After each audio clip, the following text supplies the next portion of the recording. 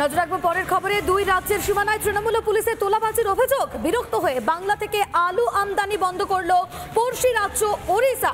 বাংলা থেকে আলু নেওয়ার মাসুল গুনতে হচ্ছে বলে অভিযোগ ওড়িশার মন্ত্রীকে। সিএ পাত্রর বাংলাকে বাদ দিয়ে এবার উত্তরপ্রদেশ থেকে আলু আমদানি করবে ওড়িশা। ওড়িশা তো উত্তরপ্রদেশ থেকে আলু ও বীজ এনে বেঁচে যাবে, কিন্তু রাজ্যের অবস্থা কি হবে? শাসকের তোলাবাজির দাম দিয়ে যাবে বাংলার মানুষ। কেসি পাত্র কি বলেছেন শোনাই আপনাদের। ହିଁ ଆଳୁ ଆସିବ ଏବଂ day to day 40 truck 50 truck 100 truck ଏଇ ଟାଇପ୍ର ଡେ ଟୁ ଡେ ଦିନକୁ ଦିନ ଅଧିକା ଅର୍ଡ଼ର ଦେଇକରି ଉତ୍ତରପ୍ରଦେଶର ଆଳୁ ଓଡ଼ିଶାକୁ ଆସୁ। କାହିଁକି ନା ୱେଷ୍ଟବେଙ୍ଗଲର ସରକାର ବାରମ୍ବାର ଆମର ଆଳୁ ବେପାରୀମାନଙ୍କୁ ହଇରାଣ କରୁଛି।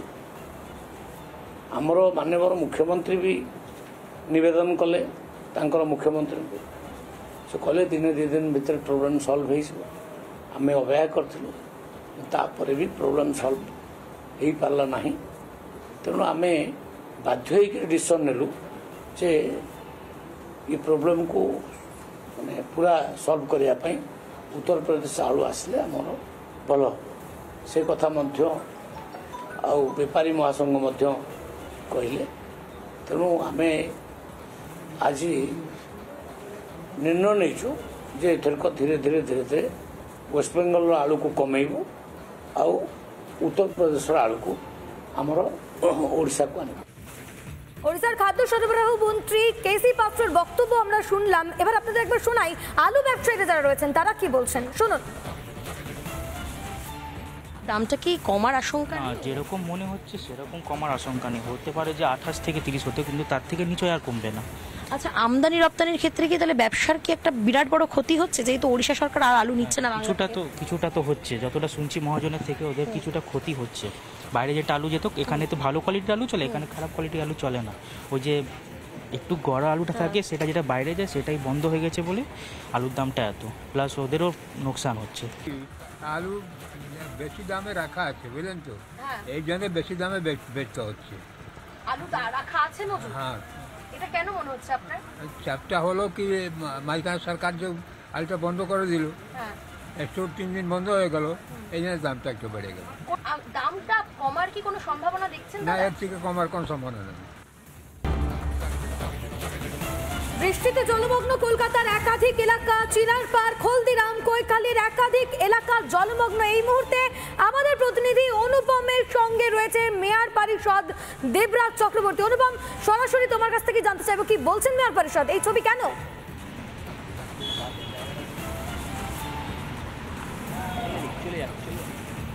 একদমই তাই, তুমি দেখতে পাচ্ছ মেয়র পরিষদ নিকাশী দেবরাজ চক্রবর্তী বিধাননগর কর্পোরেশনের, তিনি নিজে জলে দাঁড়িয়ে রয়েছেন এবং তার কাছ থেকে জানবো এই জলটা জমার কারণ কি, এই জল কতক্ষণে নামবে এবং এই যে সিস্টেমের কথা আপনারা বারবার বলছিলেন, বিভিন্ন সিস্টেম পরিকল্পনার মাধ্যমে জল নামানোর ব্যবস্থা করছেন, সেটাই বাকি। দেখুন, আমি আপনাকে এর আগেই নিয়ে গেছি যে পাম্পিং স্টেশন আমাদের ইতিমধ্যেই চালু আছে। এটা খুব কানেক্টেড একটা প্রসেস। এই কানেক্টেড প্রসেসের মধ্যে দিয়ে আমাদের টোটাল নিকাশি ব্যবস্থাটা, পরিকাঠামোটা একসঙ্গে কানেক্টেড। আমাদের ভিআইপি রোড সংলগ্ন যে জল, সেই ভিআইপি রোড সংলগ্ন জল আমার সোজাসুজি আপনার হিডকো পেরিফেরিয়াল ক্যানালে যায়। শুধু ভিআইপি রোড নয়, তার সঙ্গে সঙ্গে ডিরোজিও কলেজ এবং তার সংলগ্ন যে জায়গাটা, সেটা আমার ভিআইপি রোড এর সাথে সাথে চিনার পার্ক হয়ে আমাদের নোয়াপাড়া যে পাম্পিং স্টেশন, সেই পাম্পিং স্টেশনে মাধ্যমে আমাদের হিডকো পেরিফেরিয়াল ক্যানালে যায় এবং তারপরে ওটা ওখান থেকে লোয়ার বাগজলায় যায় এবং কুলটি পাম্পিং স্টেশন সেই লোয়ার বাগজলার জলটাকে টানে। স্বাভাবিকভাবে যতক্ষণ না লোয়ার বাগজলার জল কিছুটা নামছে এইটা একটা পিরিয়ডিক্যাল, মানে একটার সঙ্গে আরেকটা কানেক্টেড। আমাদের এই জল আপনি একটু আগে দেখে এসছেন যে চিনার পার্ক থেকে নোয়াপাড়ার জল ইতিমধ্যেই নেমে গিয়েছে এবং এরপরে এই জলটা মুভ করছে এবং এই জলটা মুভ করতে আপনারা দেখতে পাবেন যে এন্টায়ার ভিআইপি রোড হলদিরাম যে জলমগ্ন অবস্থায় আছে, তার একটা বড় কারণ হলো আমাদের এয়ারপোর্ট অথরিটি অফ ইন্ডিয়া এই বিষয়ে আসবো। আমি আগে বলবো দেবরাজের এই অংশটা দেখাতে, দেখো জল কোন পর্যায়ে এসে পৌঁছেছে, এবং যেটা বারবার একটা আপনারা বলেন যে এয়ারপোর্টের রানওয়ের জল এটা হলদিরামে আসে, এটা কি সত্যি? আমি আপনাকে একটু পরে নিয়ে গিয়ে দেখাবো যে এয়ারপোর্ট কোন কোন জায়গা থেকে তাদের রানওয়ের ওয়াটার ডিসচার্জ করে। দুটো পার্টে যায়, একটা হলদিরাম ভিআইপি রোডে আর একটা দমদম ক্যান্টনমেন্ট ক্যানালে। এই দুটো আউটফল রাদার এয়ারপোর্ট অথরিটির যে রানওয়ে, সেই রানওয়ের জলটা আমাদের এই দুটো আউটলেটের মাধ্যমে আমাদের ভিআইপি রোড এবং তার সাথে সাথে দমদম ক্যান্টনমেন্ট ক্যানালের মধ্যে দিয়ে যায়। একটা জিনিস বলুন, যে এই যে জল জমছে, আপনি তো মেয়র পরিষদ নিকাশি, এর দায়ভার তো নিতে হবে। অবশ্যই। আমি আপনাকে বলবো একটা কথা, খুব নিশ্চিতভাবে আপনারা এটা আপনাদের মিডিয়ার মাধ্যমে দেখাবেন, যে একটা ডেমোগ্রাফিক্যাল সিচুয়েশানে বিভিন্ন পর্যায়ের নিকাশি ব্যবস্থার যে বিভিন্ন ওয়াটার কানেকশন, সেটা রাতারাতি করাটা সম্ভব নয়। আপনারা জানেন রাজ্য সরকার, আমাদের মাননীয় মুখ্যমন্ত্রী মমতা বন্দ্যোপাধ্যায় ইতিমধ্যেই 2022 সাল এবং 23 সালে ইরিগেশন ডিপার্টমেন্টকে নির্দেশ দিয়ে আমাদের বিভিন্ন ক্যানালের ড্রেজিংয়ের কাজ সম্পূর্ণ করেছেন। ইরিগেশন ডিপার্টমেন্ট প্রায় 23 কোটি টাকা খরচা করে দমদম ক্যান্টনমেন্ট ক্যানালে একটা পাম্পিং স্টেশন করছে। এর সাথে সাথে বিধাননগর কর্পোরেশনের রাজ্য সরকারের সহযোগিতা নিয়ে বিধাননগর কর্পোরেশন 50 কোটি টাকারও বেশি খরচা করে বিভিন্ন ওয়ার্ডে ড্রেনেজ নেটওয়ার্ক ডেভেলপ করেছে। এই সবকটাই আস্তে আস্তে আমাদের কমপ্লিমেন্ট করছে, কিন্তু তার সাথে সাথে আমি বলবো যে এটার আরও বৃহত্তর প্ল্যানিং আমি রাজ্য সরকারের কাছে ইতিমধ্যেই এই প্রস্তাব রেখেছি। বিধাননগর ব্যারাকপুর যে ড্রেনেজ সিস্টেমের যে মাস্টার প্ল্যান তৈরি হচ্ছে, সেই মাস্টার প্ল্যানটাকেও এটার মধ্যে ইনকর্পোরেট করা, এটাকেও এই মাস্টার প্ল্যানের মধ্যে ইনকর্পোরেট করা। কিন্তু আপনারা এই এক্সিকিউশনের কথা বলছেন, আমরা বলছি মানুষ এই এক্সিকিউশনের ফল কবে পাবে? কবে মানুষ এই অঞ্চলের জল থেকে মুক্তি পাবে, যন্ত্রণা থেকে মুক্তি পাবে? দেখুন, আমি বলবো যে এই পাম্পিং স্টেশনটা ইতিমধ্যেই আমরা কাজ সম্পূর্ণ করেছি, এবং এটার সঙ্গে সঙ্গে এই জল যে একেবারে নামছে না এরকমটা নয়।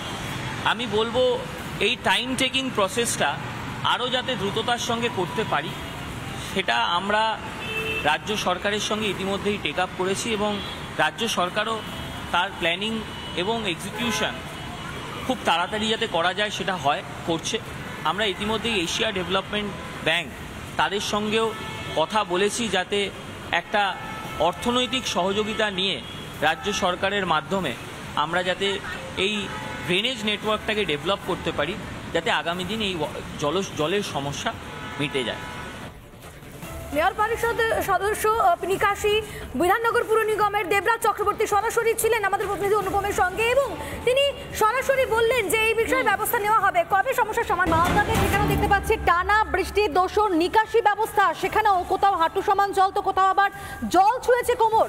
জমা জলে মালদার একাধিক এলাকায় ভোগান্তি, বন্ধ রয়েছে এলাকার স্কুল কলেজ, পানীয় জল পেতেও সমস্যার সম্মুখীন হতে হচ্ছে স্থানীয়দের। সেই ছবি আমরা দেখাচ্ছি এই মুহূর্তে রিপাবলিক বাংলার পর্দায়। মধ্যে গতবার তো এরকম জল জমা হয়নি, এবার যে জল জমা হয়েছে নিকাশি হয় না, নিকাশি জল জমা একদম পুরাট হয়ে আছে, একদম স্ট্যান্ড থেকে নিয়ে সম্পূর্ণ জল এখান দিয়ে নামছে। কবে থেকে হয়েছে এটা? আপনার আমি আজকে সকালবেলা গোটা এলাকা পরিদর্শন করে দেখলাম, এলাকাগুলোতে কিছু জল জমা হয়েছে, দেখে বেশ আমার খারাপও লাগছে। আবার আমি যে খারাপ লাগছে তার ব্যবস্থা নিয়েছি, কিছু কিছু জায়গায় ড্রেন হয়েছে, ড্রেনগুলো নতুন করে করা হবে। আর বক্সিনগর সোনামণিতলার বিবেকানন্দ পল্লী যেটা বলছে, সেইখানে জল যে জমা হয়েছে, সেই জল পুরো ব্রিজের থেকে সম্পূর্ণ জল সেই রাস্তা দিয়েই গড়িয়ে যায়। এবার সেই জল নিকাশি ব্যবস্থা বন্ধ রয়েছে। এটার পরিকল্পনা নিতে হলে বড়সড় পরিকল্পনা, এই পরিকল্পনা নিতে হলে আমার পক্ষে একা সম্ভব নয়। সেটা সব মেম্বার নিয়ে আমরা বসে সিদ্ধান্ত নিচ্ছি কি করা যায়। আর এর থেকে যদি অধিকৃত কর্তৃপক্ষ তারা যদি কোনো ব্যবস্থা নেয়, তাহলে আশা করি ভালো হবে।